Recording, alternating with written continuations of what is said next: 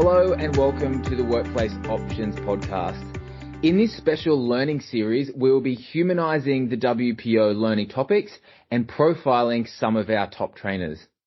Today, we are here to unpack our topic titled Sustaining Resilience During Ongoing Exposure to Trauma, and I am joined by one of our top trainers, Alex Whitman. Welcome, Alex. Thank you. Alex, tell us a bit about yourself. You spent a bit of time in the industry and also, I guess, you have trauma as an area of expertise for yourself. Can you help our audience understand more about your experience, please? Yeah, sure. I'm a counsellor. I'm qualified and registered with the Australian Counselling Association. I'm also a counselling supervisor and I teach tertiary subjects around counselling. I've been doing this about 13 years or so. I also spent about 8 years with Standby, which is a post-suicide support service. So much of my experience to trauma has been through that, but also a lot with private clients. Before then, I was in the military for 20 years, joined as a young apprentice, spent quite a bit of time as an adult educator and then a bit of business consulting. But I'm here as a therapist now, I guess, because I got to the point I felt like I could give back in a real way, had the capacity to do that, it fit in my personality. And it's, I think, an area it feels like I can make real change. It's a vocation, I guess. Certainly with that background, I can see I'm interested rather to learn, I guess, why this particular topic resonates with you a little bit later on, Alex. But for the members of our audience who are listening, who are not familiar with this topic, let me share a brief synopsis with you. So we know that some of our jobs involve regular exposure to traumatic events. In these jobs, people often find themselves meeting other people's needs and expectations at the cost of their own. Now, it's important that taking care of yourself and managing your own health and energy is an essential part of living a happy and healthy life. This topic will help participants gain coping strategies to deal with ongoing and past trauma in a constructive way. It will also help develop structured mechanisms for building better mental health. And Alex is here to help us understand or bring the learning outcomes to life. So Alex, can you walk us through what a participant would expect as they participate in this topic, which is sustaining resilience during ongoing exposure to trauma? Yeah, sure. We plan to take a look at both the nature and the impact of both stress and trauma. Trauma can be broken down into two areas of individual experience or, as you're pointing out, listening to other people's stories and working with those who experience trauma on a regular basis. We focus on nature so we can really understand and recognize it, especially what's hidden, because it's very accumulative and very subtle and very slowly internalized. That leads us to go dive deep to understand its impact. And that would explore areas like the physical, emotional, relational, existential, spiritual areas. We also look at thoughts, the role of thoughts. Thoughts are crucial, but we need to have awareness of our thoughts. That's one of the first steps we sort of address, patterns and themes in them, and how can we relate to them, very important, how we can change or create new ones. There's a TED talk that shows how we actually relate to our thoughts in stress changes the biological response of our bodies to stresses. TED talk by Kelly McGonigal, very good. We also look at how we think about ourselves, because a core component of mental well-being is our sense of self, which resilience is a part of that.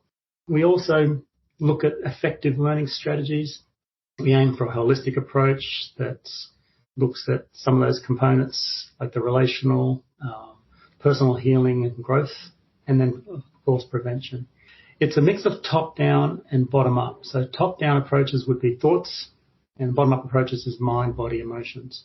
A lot of this is based on neuroscience, interpersonal neurobiology, mind-body research, existential ideas about identity and meaning.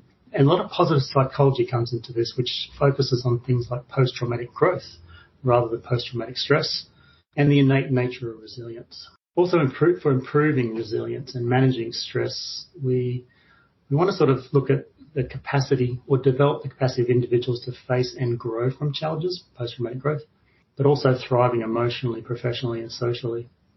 Building strengths and resources are both internal and external. help us foster well-being and promote adaptive coping strategies. Self-care obviously is a big part, but that's emotional and physical, and emotional is often neglected in terms of self-care or not very well understood. Much of the research from there comes from relational neuroscience and mindfulness and acceptance-based strategies, growth mindset education, strength-based resilience ideas. For managers and leaders, we might explore things like the power of the vulnerable leader, trauma-informed workplaces and leaders, modelling self-care. We like to teach, often we don't like to model. Yeah. And it's all to create a safe space where others feel they can be real, they can be vulnerable, and they can seek help. There's often a big hindrance. The final sort of area of outcomes is to understand or how to stay grounded. That means some learning around triggers. Okay. And also back to body awareness and the relationship to emotions in the body. Learning how to process difficult emotions, not just regulate. It's another interesting area. That could involve breath work and visualization as well. And it's really to aim to create these anchors within ourselves, because there's this phrase that emotions trump logic. Yes. If we can become emotionally mature in that way, or literate, we're well on our way to being grounded in these kinds of things. And so I guess listening to those, Alex, whilst organizations who have teams that may be exposed to ongoing trauma, it sounds like there's some real, I guess, tangible takeaways to apply in your personal life as well as your professional workplace as well. Would you agree? Yes, for sure. Yeah, your sense of self goes everywhere. You can't leave that at the front door when you walk in the office for those that do, can you? No. So, Alex, reflecting, I guess, on your experience and also these learning outcomes that we've just reviewed, why does this particular topic resonate with you, both as a counsellor, as a clinician, but also as an educator? Yeah, it's deeply important to me because it's everywhere. And if you look at the broader definition of trauma, it's everywhere in terms of what they call emotional misattunement, the good stuff that does not happen to people through childhood. So it's everywhere. It affects your relationship to yourself. And again, sense of self is pretty fundamental. If we can heal, nurture, grow that part of ourself through things that manifest like post-traumatic growth, then we're growing to, be better equipped for many different issues in our life and to better equipped to help others. So it can help us evolve to the better versions of ourselves. It also breaks this intergenerational change, which is a huge problem where an unaware parent passes down their trauma to the child. So many reasons why it's important to me.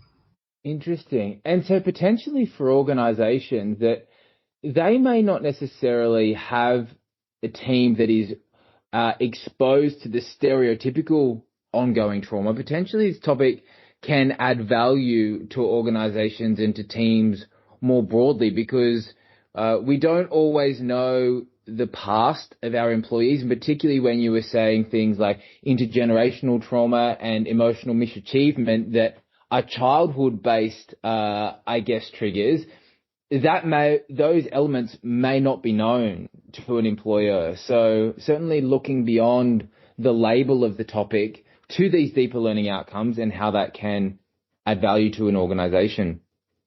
Thank you for sharing, Alex.